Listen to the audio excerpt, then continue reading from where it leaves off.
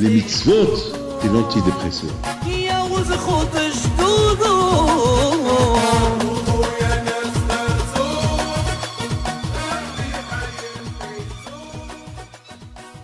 Avec la permission d'Hachem, j'espère que vous allez bien. Nous sommes dans les parachiotes que la sortie de l'Égypte, ça nous rappelle un peu, ces parachutes-là nous rappellent un peu Pessah, et combien chacun de nous il doit apprécier tout le bien que Hachem il a fait avec nous depuis des milliers d'années jusqu'à maintenant. Comme souvent j'ai expliqué que la sortie de l'Égypte, ça s'est passé plusieurs fois, et peut-être plusieurs milliers de fois. Chacun qui a un problème, il s'en sort de son problème, c'est la sortie de l'Égypte. Chacun qui a un problème, il reste dans son problème, c'est qu'il est en Égypte, et encore dans la souffrance de l'Égypte. Et combien, lorsqu'on prie à Kadosh Baruch Hu et que Kadosh Baruch Hu résout le problème, on sent ce bonheur qui vient de Kadosh Baruch Hu. Mais tout ce que je voulais vous dire, c'est que en lisant un peu l'histoire, vous savez, chaque année on répète l'histoire de l'esclavage en Égypte, et chaque année on répète l'histoire de la sortie d'Égypte. À part la fête de Pessah, on n'en parle que de l'Égypte, et chaque jour lorsqu'on fait Kriyat Shema, on parle de l'Égypte, lorsqu'on fait le Kiddush le Shabbat, on parle de la sortie de l'Égypte, 4-5 fois, 10 fois même par jour, on parle de l'Égypte. Donc beaucoup des fois on va se poser cette question: pourquoi tant de fois on doit parler de l'Égypte? On dirait que on vit qu'avec l'Égypte. On met tefilin, c'est pour se rappeler de l'Égypte. Combien d'émissions on fait par jour pour se rappeler de l'Égypte? On fait Sukkot pour se rappeler de l'Égypte. Tout est fait. Chaque kiddush qu'on fait pendant les fêtes et le Shabbat, on dit Zecher Litseat pour se rappeler de la sortie de l'Égypte. Ça veut dire que la réponse elle est simple, que dans la vie de chaque juif, à chaque instant et à chaque seconde de sa vie, il doit toujours penser et ne pas oublier que si Hachem il l'a libéré, de l'Égypte, c'est uniquement pour accomplir la Torah et faire les mitzvot, et que toute la vie que un juif il va vivre dans sa vie, il doit se rappeler que tout ce que Hachem il a fait pour lui avant et maintenant, et ce qu'il va faire pour lui plus tard, c'est uniquement afin que le juif il puisse servir le bon Dieu, puis servir à Kadosh Baruch Hu. Donc chaque seconde, chaque jour, chaque semaine, chaque mois, chaque fête, lorsqu'on parle de la sortie d'Égypte, c'est pour commémorer la sortie d'Égypte, uniquement pour être fidèle à Dieu. C'est-à-dire que mon existence, à l'instant, maintenant, pour être fidèle à Kadosh Baruch Hu. Ma fidélité à Kadosh Baruch Hu, elle doit être constante, tout le temps. Je dois toujours me rappeler, que si s'il n'y avait pas la condition de la Torah, eh ben, on aurait été assimilé, perdu en Égypte depuis des milliers d'années. C'est tout. Mes amis, maintenant, la question que je veux poser maintenant, c'est, on voit les 10 plaies que Hachem a apportées sur les Égyptiens en Égypte. La question se pose: pourquoi plusieurs plaies, plusieurs coups, Kadosh Baruch Hu il a frappé l'Égyptien? Pourquoi Kadosh Baruch Hu n'a pas donné un seul coup? Et on en finit avec l'Égypte, et on finit avec l'esclavage. Pourquoi à Kadosh Baruch Hu, pendant 1 an, Hachem, chaque mois, il y a une plaie. 3 semaines, une semaine de plaie, du coup, et 3 semaines que Moshe il avertit Paro: tu envoies pas les Juifs de ta ville, il y aura encore une autre plaie. Pourquoi je ne pourrais pas donner une plaie fatale pour Paro? C'est tout. Vous savez que si Hachem veut faire les choses, il les fait. Regardez, vous savez, le tsunami, en quelques secondes, il a ravagé Et il a ravagé une bonne partie de la terre, un tremblement de terre. Vous savez, quand il peut apporter par exemple les sauterelles et que les sauterelles ils restent en Égypte. Il faut exterminer l'Égypte. Il y avait la plaie des animaux qui sont arrivés. Au lieu qu'il reste une semaine, qui reste là-bas un mois. Après un mois, 2 mois, c'est fini. Ou, je sais pas moi, le coup là de les premiers-nés qui sont morts, eh ben, quand il aurait pu, en un clin d'œil, tous les Égyptiens, ils ne vont plus se lever, il n'y aura aucun. Et c'est fini. Mais pourquoi Kachmourou, il a attendu tant de temps pour frapper, et il frappe l'Égyptien un coup, derrière un coup, une fois il va endurer. Et en plus, il voit Hachem, il voit que Paro, il endurcit son cœur, et Hachem, il prend patience. Et après, c'est Paro qui va, c'est Hachem qui va endurcir le cœur de Paro. Toute cette rigolade, pourquoi? Il lui a endurci le cœur, c'est lui qui va endurcir son cœur. Et Moshe va être jeté, il va être humilié devant Paro. Mais Paro lui dit, allez, viens, il le renvoie, il le ramène, il le renvoie, il le ramène. On a vu dans l'une des prières, écoutez bien, l'une des plaies qu'il y avait en Égypte, Moshe vient chez Paro. Et lui dit, tu vois, demain tu vas recevoir un coup. Le coup était fatal, c'était dur. C'était un coup, les tonnerres, etc., etc. Et voilà, Paro, il a eu peur. Il appelle Moshe, je t'en prie Moshe, je suis un rachat, toi tu es un tzaddik, et vous êtes des tzaddikim, je t'en prie, quittez, prie au bon Dieu qu'il arrête cette malédiction, cette plaie qui me fait peur, ces tonnerres, ce feu, et je t'en prie. Et Moshe lui dit, ok, je vais arrêter, d'accord, je vais prier à Hachem. Ici, il s'écrit dans la passouk que Moshe, ici, Vayater Moshe el Hachem. Moshe, il a vraiment supplié le bon Dieu. Et Rachid dit, Ametz, il avait plein d'efforts. J'ai pas compris. Moshe Rabbeinu, tous les coups qu'il arrive en Égypte, il vient grâce par l'intermédiaire de Moshe. C'est Moshe qui apporte les coups à Hachem. Il dit à Moshe, fait, et Moshe il fait, il exécute. Et les plaies viennent l'une après l'autre. Je n'ai pas compris. Et beaucoup des fois, toutes les plaies, c'est Moshe qui les arrête. Chaque fois qu'il y a une plaie, et que Paro il regrette, Moshe il demande à Kashmorou, il arrête la plaie. Mais là on voit que Moshe, il a fait des efforts. Pourquoi il a fait des efforts dans cette prière? Eh bien, mes amis, il faut savoir une chose. Je voudrais vous dire une chose. C'est vrai, on a vu que les animaux, ils ont tué que les Égyptiens, pas les Juifs. On a vu que les Juifs, toujours, ils étaient épargnés. Parce qu'il y avait l'obscurité pendant 3 jours et 3 nuits. Les Juifs, ils avaient la lumière chez eux. Par exemple, l'eau qui est devenue sang. Le sang, c'était pour les Égyptiens, et pour les Juifs, c'était de l'eau. Et ça veut dire que, et lorsqu'il y a eu, par exemple, il y a eu par exemple, le coup là de l'épidémie, eh ben, les Juifs ils étaient pas nés. Ça veut dire que tous les coups que les Égyptiens ont eu, les Juifs n'ont pas reçu un coup. Par exemple, on voit par exemple les Makat Bechorot, la mort des premiers-nés. Les Juifs, aucun de chez eux est mort. C'est de la folie. C'est de la folie. J'ai même lu dans un livre, c'est le Gaon de Vilna qui dit ça, que même si la veille, vous savez qu'il y a ce qu'on appelle la mort naturelle, il y a la mort qui vient par une maladie, il y a ce qu'on appelle une mort naturelle. Une mort naturelle. Et le Gaon de Vilna, il dit comme ça, il dit que le soir qu'il y a eu la mort des premiers-nés, chez les Juifs, aucun Juif n'est mort.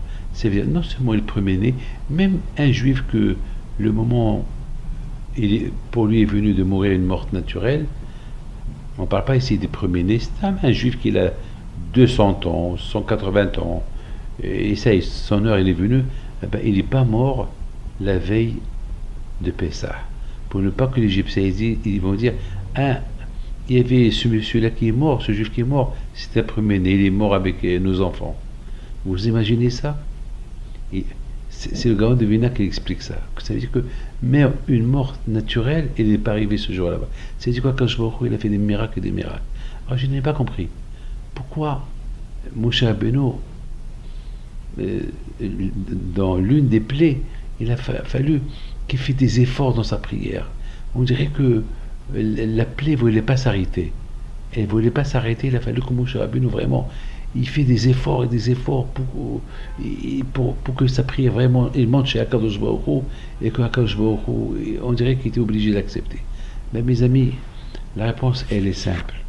La réponse, c'est que, n'oubliez pas que, même que les plaies, c'est que les Égyptiens qui étaient touchés par les plaies, pas les Juifs, mais beaucoup de fois, ça arrivait que malheureusement, les coups, le midatadin, la rigueur, elle ne voulait pas s'arrêter. Parce que, pour deux raisons. L'une, elle ne voulait pas s'arrêter parce que les Égyptiens, ils ont tellement fait souffrir les Juifs que maintenant, lorsqu'ils recevaient une plaie, eh ben, la rigueur, la midatadin, elle voulait que les Égyptiens continuent à être punis. Mais Moshe Rabbeinu, il faut qu'il arrête cette rigueur-là, cette midatadin. Il faut qu'ils arrêtent parce que il y a d'autres coups qui vont venir. Et de l'autre côté, beaucoup de femmes midatadin ne veulent pas s'arrêter. Elles ne veulent pas que le plaie il s'arrête parce que quelque part, la midatadin, elle se dit, mais pourquoi les Juifs ils sont épargnés? Pourquoi les Juifs ils sont épargnés? Pourquoi que les Égyptiens qui reçoivent des coups? Pourquoi les Juifs ils sont épargnés de ces coups-là? Donc Moshe Rabbeinu Alav Shalom, donc quelque part, midatadin, elle veut tricher un peu. Mais il y a Moshe Rabbeinu qui est là, qui surveille que la plaie, qu'elle vient chez les Égyptiens, elle vient uniquement chez les Égyptiens et non pas chez les Juifs. Donc vous voyez, il y a plein de choses qu'on peut comprendre. Alors, maintenant, on voit que, quelque part, vous savez, je voudrais simplement vous dire une chose qui est extraordinaire. Vous savez, Akadosh Baruch Hu, si vraiment il veut punir l'Égyptien en un clin d'œil, il est puni. Mais comme on a dit que Akadosh Baruch Hu, il a pris beaucoup de 100 ans. Vous savez, si Hachem il veut, il aurait pu faire fuir tous les Égyptiens de l'Égypte. Et que les Juifs vont rester là-bas, ben, tout le monde est parti, tout le monde s'est sauvé. Et les animaux vont courir derrière eux, et vont tuer, ils vont faire ravage. Et les Juifs ils vont rester seuls. Après ils vont quitter l'Égypte. Pourquoi Akadosh Baruch Hu, il a fait 10 plaies, 10 plaies. Et non seulement 10 plaies, Hachem veut que chaque jour on se rappelle de tout ce qu'Hachem a fait en Égypte. Mes amis, écoutez ce que je vais vous dire. On a vu comment Akadosh Baruch Hu, il s'est moqué de Paro. C'est important ce que je vous raconte. Vous savez que le peuple juif en Égypte, pendant 400 ans, ils étaient des esclaves. Ils pensaient qu'à l'esclavage. Leur rêve à eux, c'était que de quelle manière on va être esclave demain et de quelle manière nos enfants vont être des esclaves. Aucun pouvait imaginer qu'un jour, ils allaient respirer comme des êtres humains. Un jour de vacances. Akadosh Baruch Hu, il a voulu que les bénis Israël, ils se relaxent pendant un an. Qu'ils redeviennent des êtres humains pendant un an. Pendant un an, il faut les faire préparer pour leur donner la Torah. Hachem ne peut pas frapper les Égyptiens, libérer les Juifs et leur donner la Torah tout de suite. C'est pas possible. Ils ont besoin d'un peu de repos. Ils ont besoin un peu d'énergie. Ils ont besoin de respirer. Ils ont besoin de connaître un peu plus Hachem. Et croyant à Hachem pendant les 400 ans qu'ils étaient esclaves en Égypte. Mais il se peut qu'ils étaient... La foi qu'ils avaient, c'est une foi qui était forcée. une fois que ils n'avaient pas le choix, une fois la foi qu'ils avaient, c'est pour se protéger contre l'assimilation parce qu'ils veulent rester unis ensemble. Là, il faut qu'ils découvrent Hachem. Il faut qu'ils découvrent que Paro, il est nul, il n'est rien du tout. Ils sont en train de voir comme un film. Ils sont en train de voir une histoire qui se passe. Celui qui leur a fait tant de mal, qui est Paro, celui qui les a humiliés, celui qui leur a enlevé, qui leur a cassé l'espoir, qui a voulu détruire leur foi, leur émouna, celui qui a tué leur enfant. Et Hachem est en train de leur montrer comment il se moque de lui.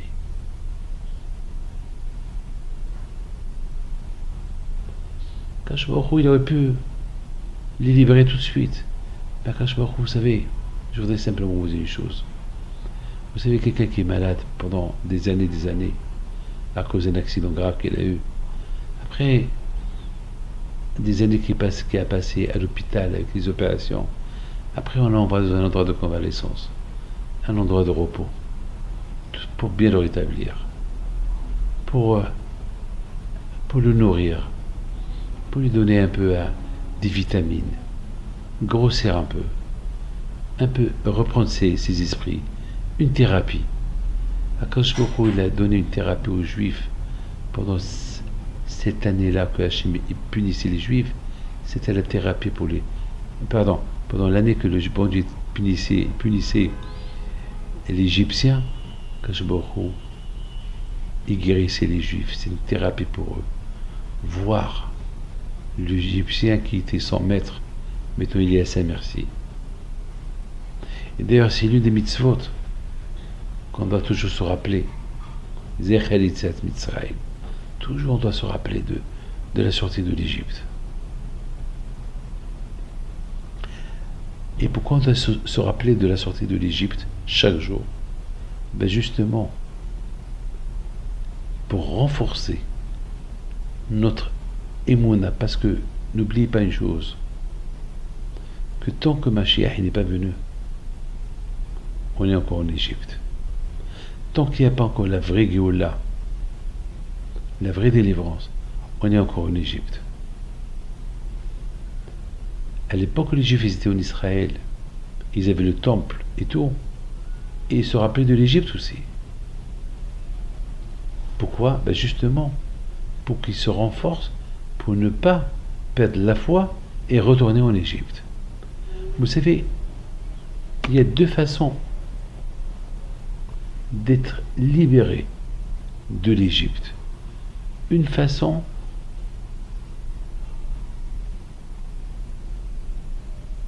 il faut bien me comprendre que, comme quelqu'un m'a dit il y a quelque temps, Rabbi David, mais on ne peut pas oublier un peu l'Égypte, il faut qu'on parle toujours de l'Égypte, de la sortie de l'Égypte. Ben, je lui dis, justement, la sortie de l'Égypte, elle n'est pas encore terminée.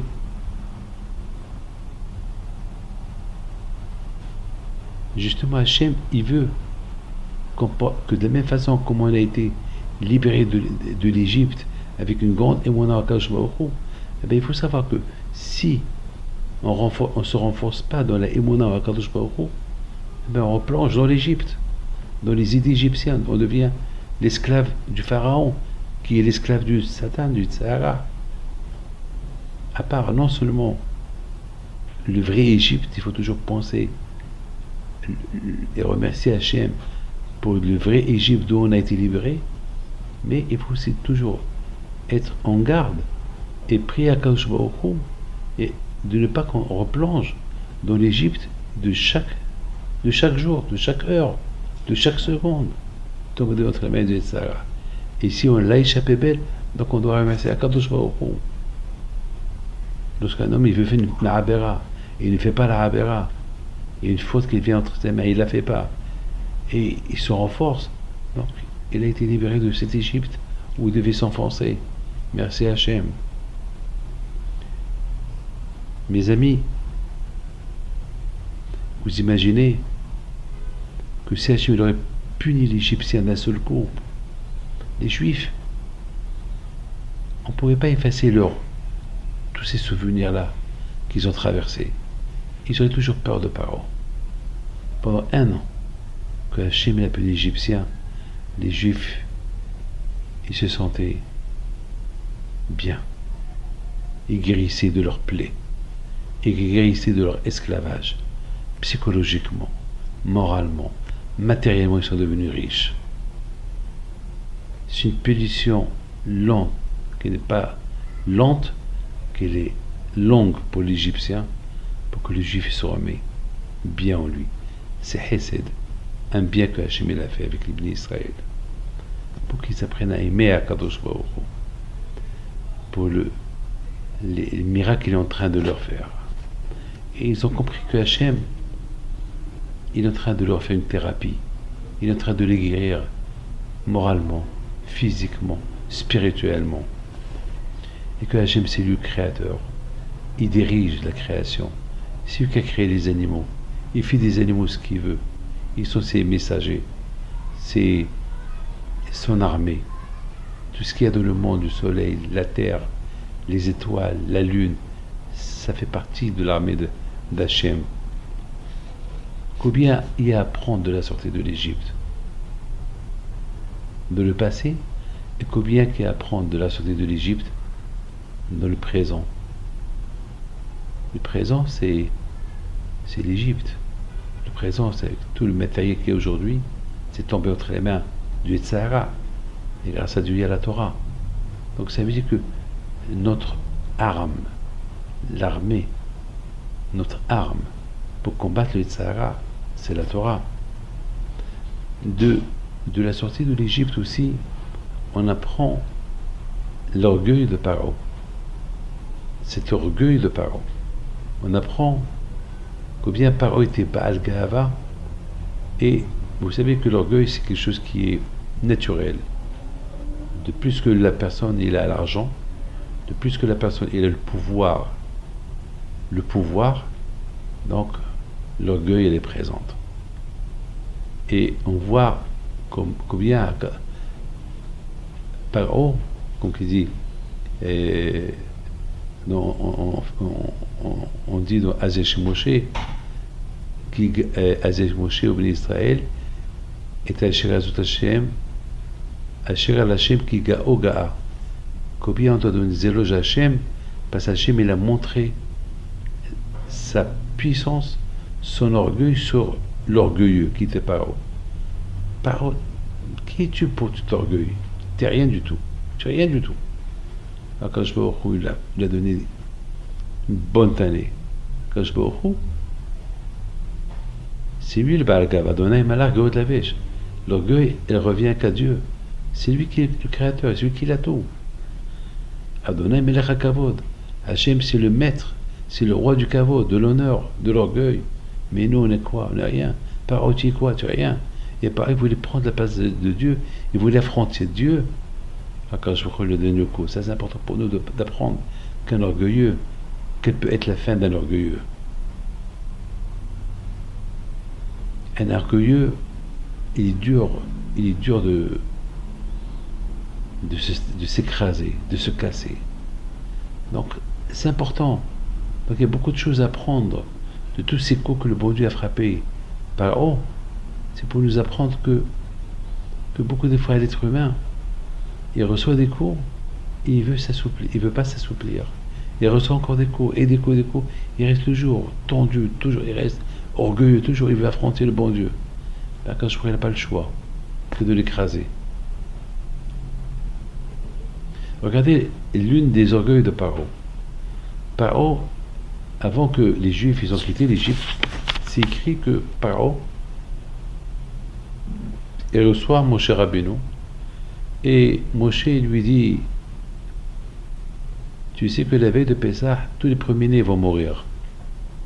A priori, Paro, qui était aussi le premier-né, il avait des femmes, plein de femmes, il avait beaucoup des enfants qui sont premiers-nés, il aurait dû avoir peur, il aurait dû partir dans, je sais pas moi, même s'il veut pas renvoyer les Juifs, mais comment il peut aller dormir la veille de Pessah, la veille que Moshe lui a annoncé, à partir de minuit, tous les premiers-nés vont mourir. Jusqu'à maintenant, Pharaon, il voit que de chaque plaie qui est arrivée en Égypte, elle est venue avec l'ordre de Moshe Rabbeinu. Et elle est partie avec l'ordre de Moshe Rabbeinu. Ça veut dire que Moshe rigole pas. Et qu'il s'est fait Pharaon ce soir là-bas, il va dormir. C'est comme un pilote. C'est comme un pilote qui fait une annonce. Ici, votre capitaine qui parle, c'est l'avion qui traverse l'Atlantique. Il dit, bon, je vous souhaite une bonne nuit, je vais aller dormir. Je prends un cachet, je vais dormir. Ben, c'est grave. Si lui va dormir, personne ne va dormir. Et tous vont rentrer chez lui dans sa cabine pour lui dire, monsieur, si tu dors, on va crever. T'es fou, quoi. C'est pas logique. C'est logique que Pharaon va dormir, sachant que dans quelques heures, tous les premiers-nés vont mourir. Au lieu que Pharaon, il sent le danger, qu'est-ce qu'il dit à Moshe? Hé Moshe, je m'en fous de toi, la prochaine fois que tu viens me voir, je te tue. Au lieu qu'il dit à Moshe, je t'en prie, pas ce coup-là, pas cette plaie, elle risque de me toucher moi en premier, et ça va toucher tous mes enfants qui sont premiers-nés. Non. Non seulement que Pharaon va dormir, mais avant qu'il va dormir, la Torah dit que Pharaon il dit à Moshe Rabbeinu, va-t'en d'ici, je veux plus te voir. Le jour que tu viens me voir, je te tue. Quelle chutzpah, quelle arrogance. Il ne veut pas s'écraser. Malheureusement, c'est ça le Baal Gava. Le Baal orgueilleux, il se bat jusqu'au. Regarde, on a vu, je ne vais pas dire des noms, beaucoup des guerres ces derniers temps. Kadhafi, malheureusement, en Libye, comment il s'appelle, Saddam Hussein en Irak et en Yougoslavie. On a vu beaucoup des chefs d'État qui ne sont pas voulu. Ils avaient la chance de quitter le pouvoir et rester vivants, mais ils ont préféré la guerre et ils sont tous morts. Dommage. Ils auraient pu partir et ils leur ont donné la chance. L'Amérique leur a donné la chance et les États, l'Europe, ils ont dit à Saddam Hussein, allez, va-t'en. Non. Ils voulaient continuer la guerre jusqu'à la fin. Elle a été arrêtée, elle a été pendue, et l'autre aussi, et l'autre. Mais Pharaon aussi. Pharaon, la Gava. C'était dur pour Saddam Hussein de quitter, c'était dur pour Kadhafi de quitter. Et pourtant, Kadhafi voit que c'est fini. Ça y est, toute la Libye a été prise par les bombardements de la France, de l'Amérique, de l'Europe. C'est fini. Ses proches l'ont lâché. Va-t'en. Non. Et continue la guerre. Malheureusement. Moi, je vous dis quelque chose. Moi, j'avais de la peine pour eux tous. Parce qu'ils avaient de la chance de partir. Et ils n'ont pas voulu partir. Pourquoi? Parce que l'orgueil, le kavod, c'est dur. C'est dur. Quelqu'un qui est orgueilleux, c'est dur de lâcher le pouvoir. Le pouvoir, c'est dur de le lâcher. De l'autre côté, on voit Moshe Rabbeinu alav shalom. C'était quelqu'un qui n'aimait pas le pouvoir. Lorsqu'un jour, il y avait deux prophètes qui disaient que Moshe Rabbeinu il va mourir et c'est Yeshua qui va prendre sa place, c'est lui qui va être le roi à sa place. Yeshua il s'est énervé, il a voulu les punir. Et Moshe Rabbeinu dit à Yeshua, mais pourquoi tu veux les punir? Quelle est la raison? Parce qu'ils ont dit que c'est toi qui vas prendre ma place. Et alors, pourvu que chaque juif il prend ma place, pourvu que tous les juifs ils sont des prophètes. Et alors, pourquoi tu es jaloux de moi? Pourquoi tu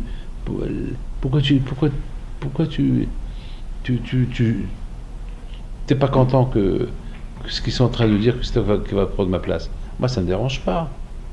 Ça c'est un minche. Ça c'est ça le vrai leader. Un vrai leader, c'est celui qui ne cherche pas le pouvoir, qui sait partager son pouvoir, qui sait s'annuler de son pouvoir. Vous êtes en train de voir que Pharaon, la Torah nous raconte que malheureusement, la Gava, qui dit Pekavot, la Gava elle tue. Celui qui est orgueilleux, celui qui cherche les honneurs, celui qui est jaloux, il finit mal. Il finit très mal. Voilà, tous ces chefs d'État, ils ont fini mal. Parce que c'était dur pour eux de lâcher le pouvoir. Eh bien, ils sont partis. On voit, mes amis, on voit que de temps en temps, à Kadosh Baruch Hu, il endurcit le cœur de Paro. Il endurcit le cœur de Paro. Pour ne pas que Paro, il s'annule devant lui. Alors vous allez me dire, c'est pas de la faute de Paro, c'est la faute du bon Dieu, c'est lui qui a endurci son cœur.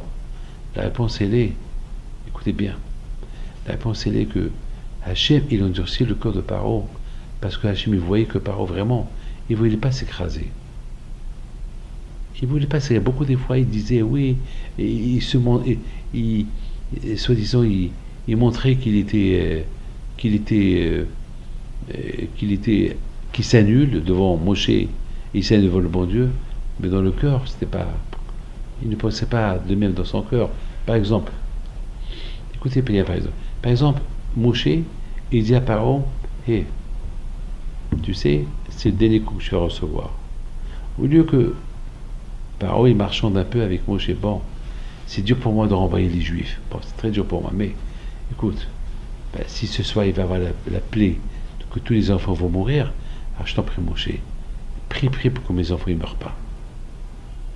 Bon, c'est dur pour moi de renvoyer les Juifs, mais au moins que mes enfants ne meurent pas. Mais qu'est-ce qu'il dit Paro à Moshe? Le jour que tu viens me voir, je te tue. Ça, c'est pas le bon Dieu qui lui a dit de le dire, c'est lui qui a cherché à dire. Il y a des choses qui viennent du bon Dieu, il y a des choses qui viennent de l'homme.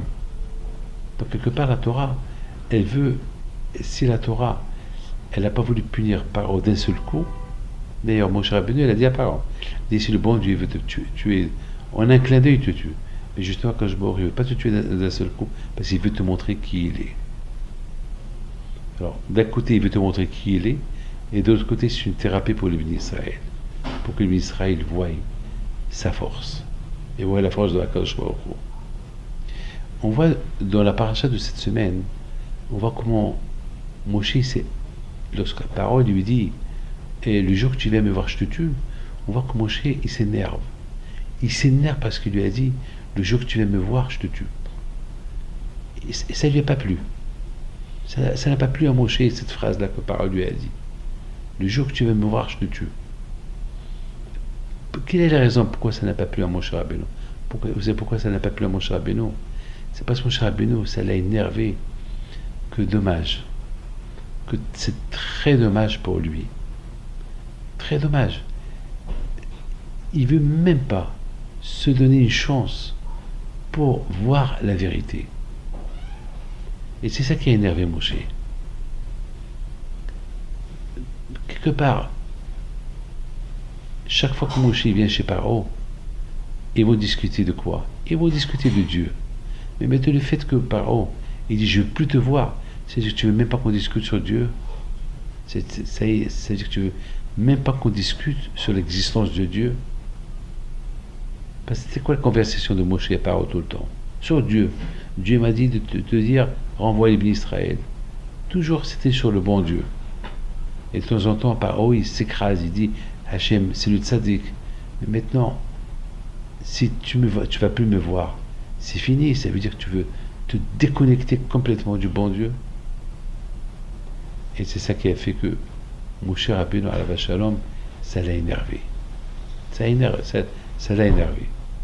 Il s'écrit, Vayitze Moshe be'hoyav. Mes amis,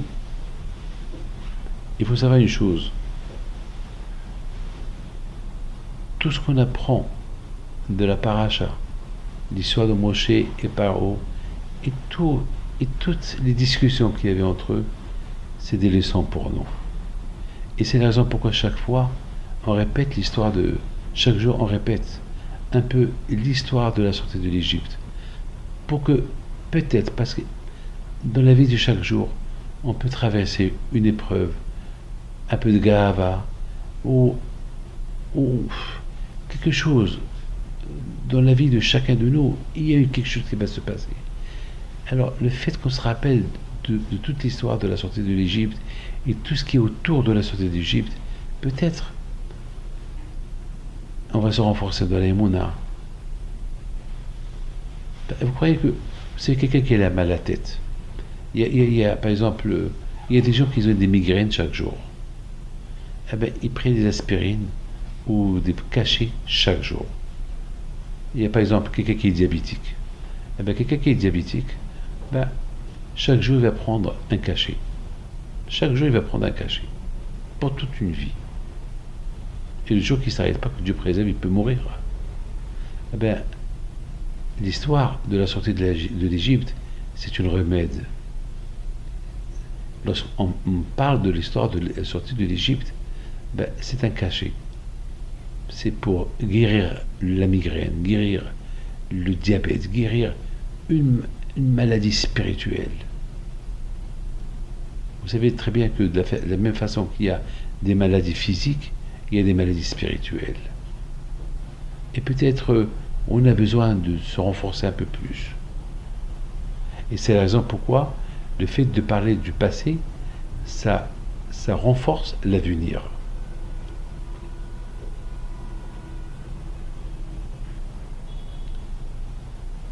Vous voyez par exemple, tout à l'heure je vous ai dit que Moshe Rabbeinu, il s'est forcé pour prier pour que la grêle et les tonnerres, ça s'arrête de l'Égypte.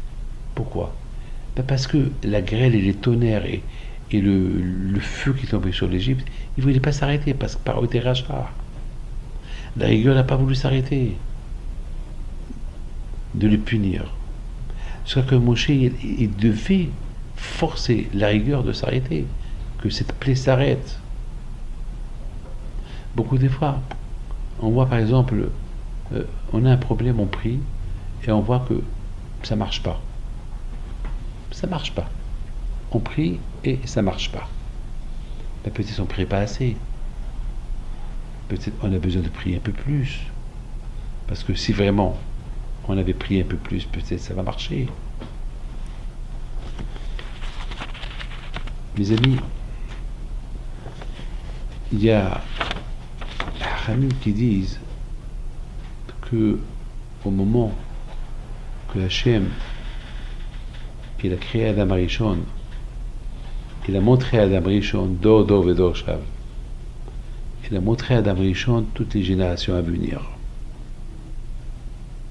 Et nos sages ils disent, à un moment donné, il lui montre David Ameler, la vie de David Ameler. Et à un moment donné, il lui montre que David Ameler, il va naître, il va être roi, son fils, il va construire Beth Amikdash, jusqu'à Mashiach. Toute l'histoire de David et ses enfants, jusqu'à la venue de Mashiach qui va ramener le monde entier vers le bon Dieu. Et Adam Arishon était super content.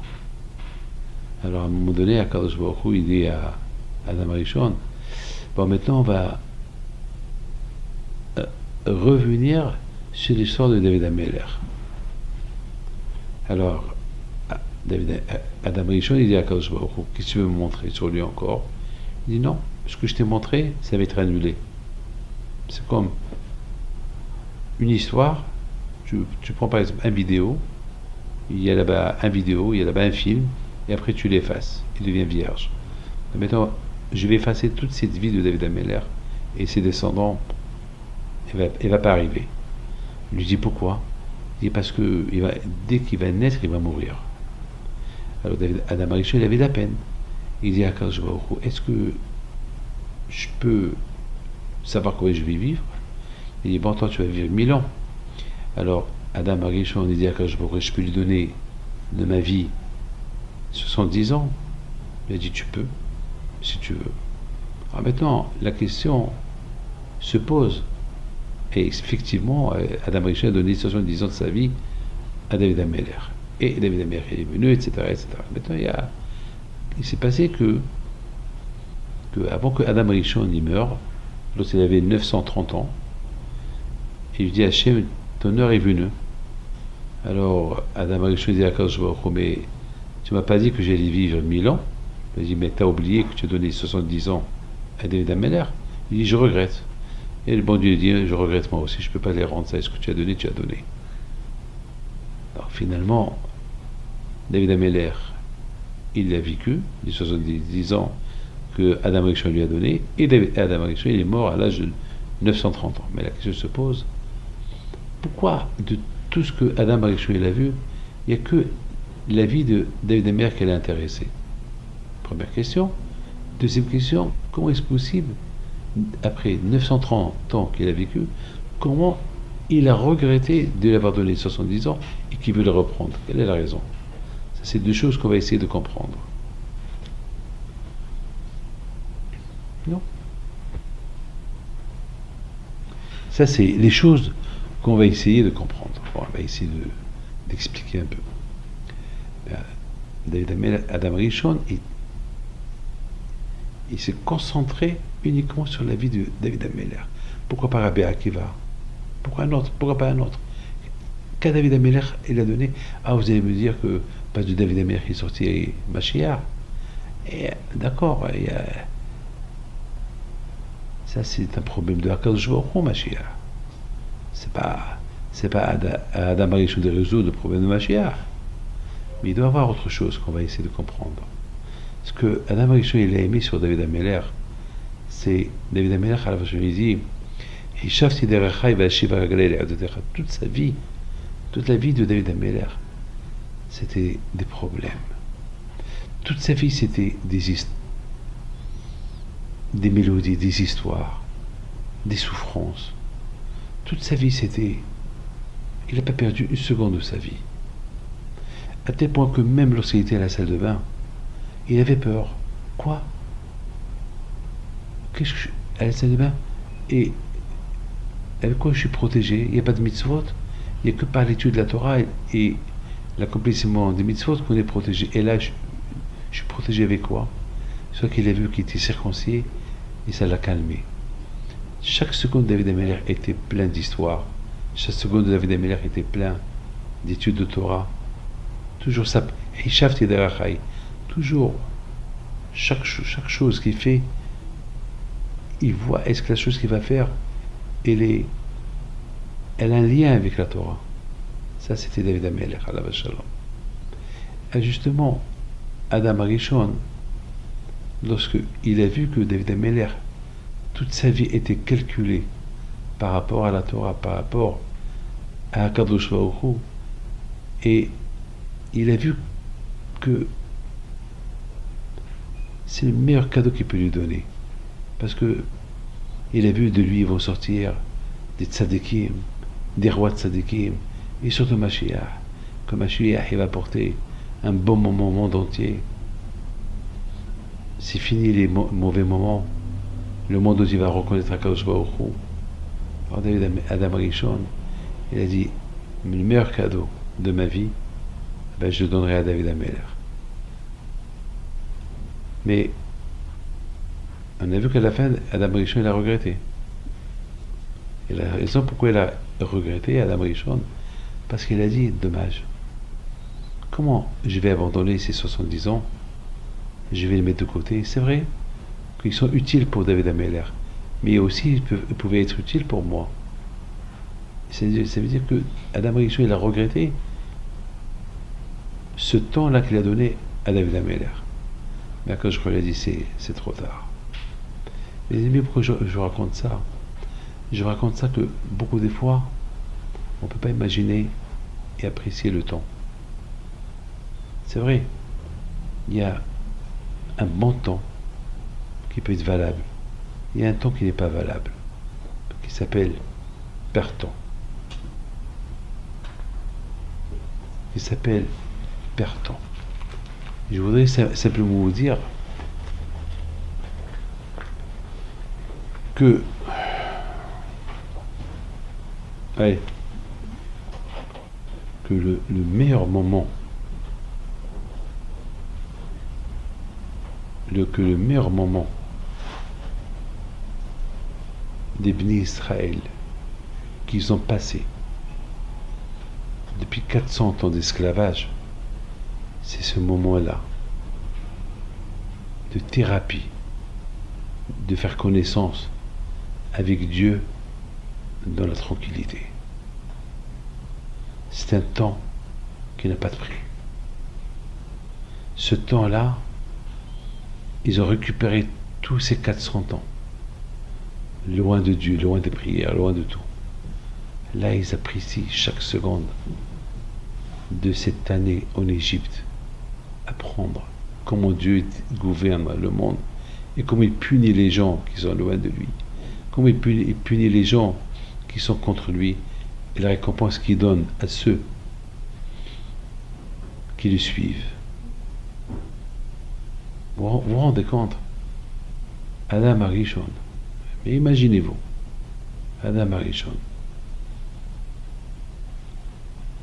Ce bon moment et ce bon temps qu'il a vécu dans le Gan Eden avant qu'il a fauté. C'est un temps qu'on peut pas imaginer. Quel temps, quel bon moment. Et voilà maintenant, il a fauté. Il a été chassé du paradis de Gan Eden. Et maintenant il doit affronter le monde. Un moment terrible. Un moment terrible.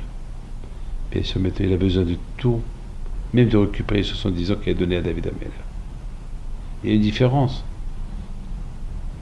Les années qu'il a données avant d'apprécier le temps, que maintenant, une fois qu'il a goûté le temps, il peut apprécier le temps, que ce temps-là, qui est tellement bon, qu'il va donner David Ameller, c'est une perte pour lui. Il ne voit plus l'intérêt maintenant de David Ameller, de Mashiach. Maintenant, il voit son propre intérêt. Quand je vois qu'il a voulu que les bénis Israël, c'est pas du temps perdu qu'ils ont passé en Égypte, c'est un temps extraordinaire que jamais ils vont goûter un temps comme ce temps-là. Et c'est la raison pourquoi Akadosh Baruch Hu, il a voulu qu'il reste là-bas. C'est un temps, c'est un gain pour les bénis Israël en Égypte. C'est quelque chose à gagner. Ils vont gagner plein. Connaître Hachem. Et à la preuve, une fois qu'ils ont quitté l'Égypte, la Torah elle précise, après qu'ils ont traversé la mer, ils ont eu la émouna à Kadosh Baruch Hu Moshe Rabbeinu. C'est extraordinaire. Puisqu'on parle du temps, je voudrais simplement vous raconter une petite histoire. Il y avait une fois,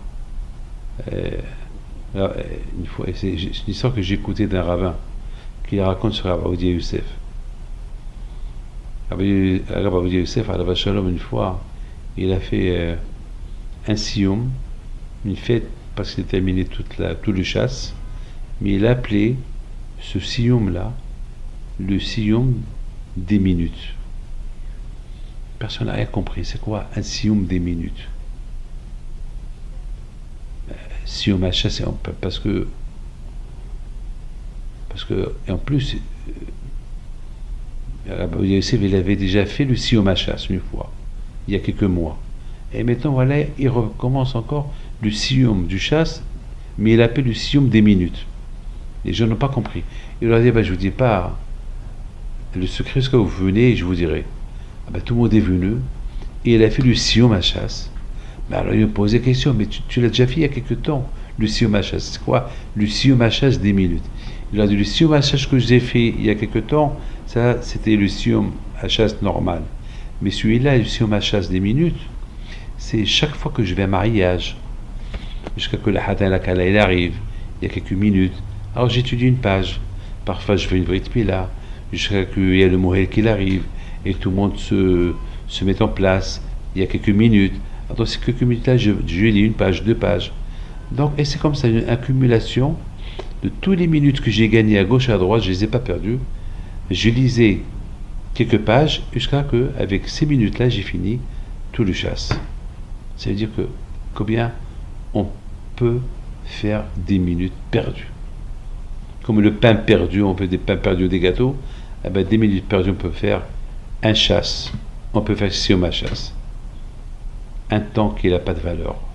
Pour Hachem, le temps que Hachem il a donné au peuple d'Israël de rester en Égypte pendant 1 an, pendant qu'il frappe l'Égyptien, c'était un temps qui n'a pas de prix. C'était un temps que, avec ce temps-là, ils vont réussir les Juifs. La Emouna. Mes amis, que le bon Dieu vous protège, je vous donne la santé, bracha v'atzlaha, et que le bon Dieu, il nous donne à nous tous l'Emouna en lui, et voit Mashiach Hamed Kiratso.